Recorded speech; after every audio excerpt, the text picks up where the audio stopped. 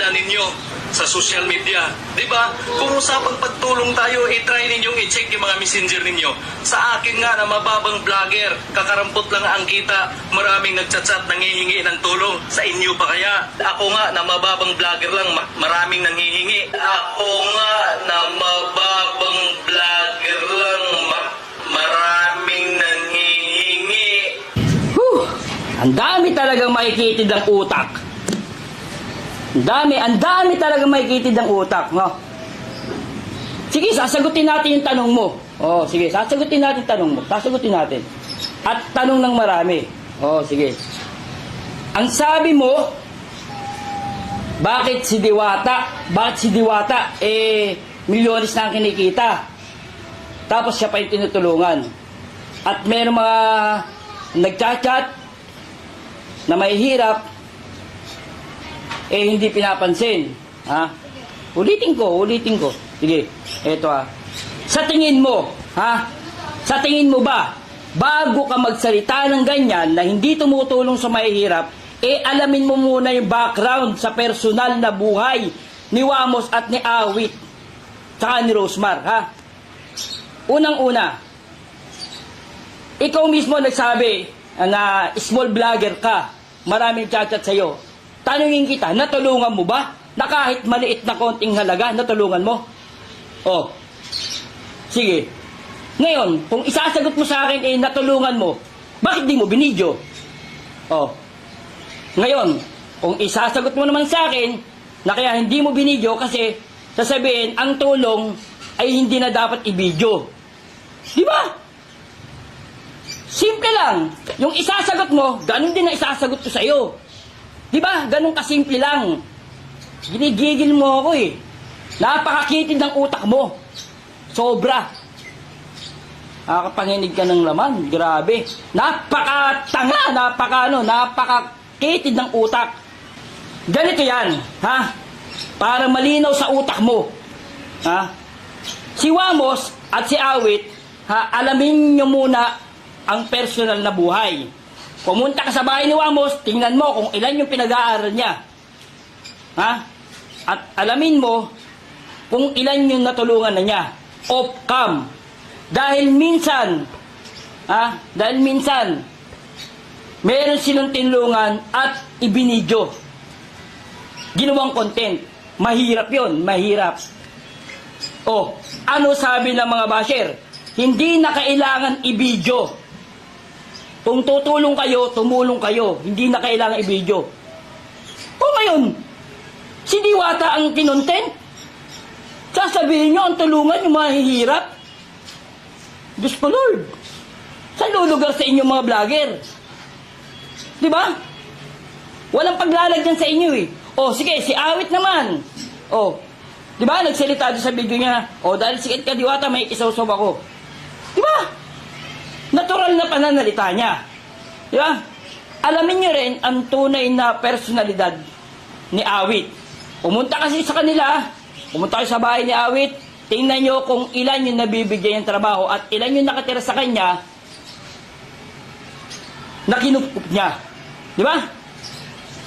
Napakarami. Kung alam niyo lang at napakarami pumupunta sa bahay nila para humingi ng tulong.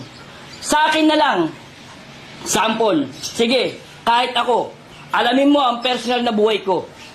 Ha? Ilan na yung natulungan namin? Ha? May mga sakit.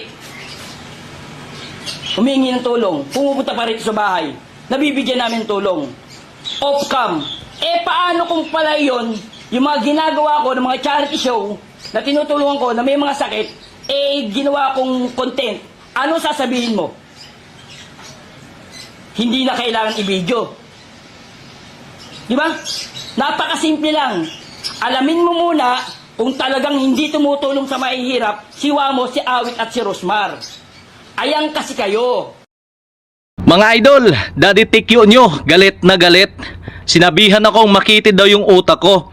Pero base sa sinabi ko at sa sinabi niya, parang siya ang makitid ang utak. Alam nyo bakit? Dahil simple lang naman ang punto ko doon sa sinabi ko.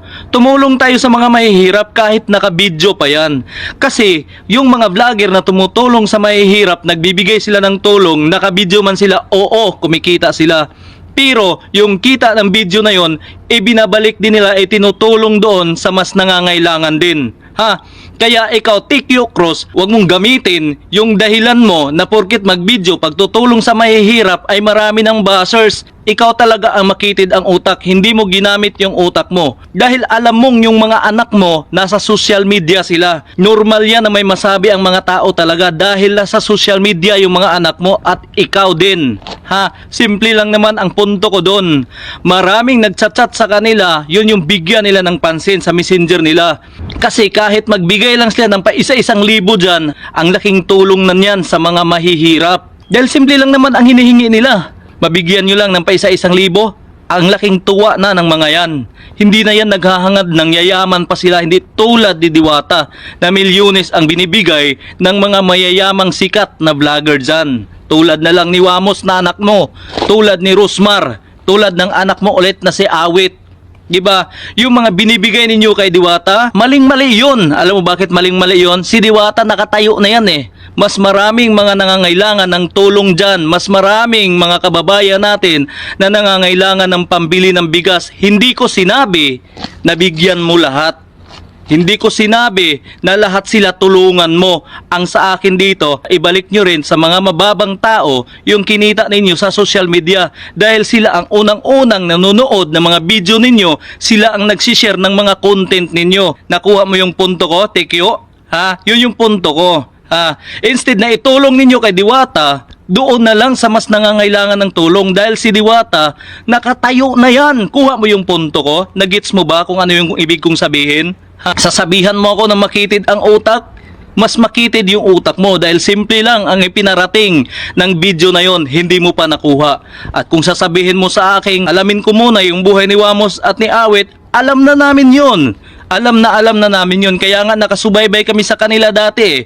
Pero dahil sa unti-unting pagbabago nila, dahil dumami na yung pira nila, ang mas binigyan na nila ng pansin, yung mas may kaya, yung mas mayaman na, kumpara doon sa mas mga mahihirap. Na imbis dapat ang tulungan natin ay yung mga nasa mababa, yung mga hirap na mga tao, hikaho sa buhay, ang tinutulungan ninyo yung mga taong nakaangat na sa buhay. Tama ba yung ginagawa ninyo?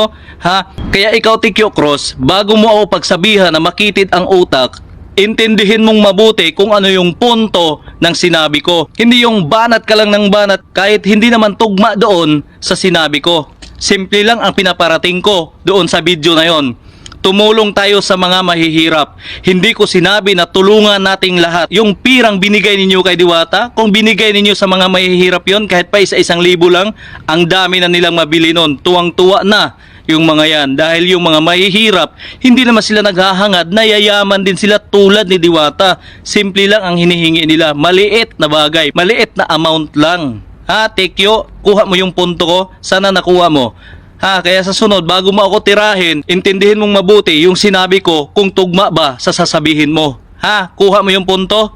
Simple lang ang pinaparating ko doon. Tumulong tayo sa mga mahihirap dahil yung mga anak mo nag-umpisa sa baba, ang nagpaangat yung mga taong mahihirap. Kasi yung anak mo, si Wamos, alam namin kung ano yung kwento ng buhay niya. Kaya tinulungan siya ng mga taong nasa mababa, kaya siya umangat ng ganyan, kaya siya yumaman ng ganyan, kaya siya naging don ngayon.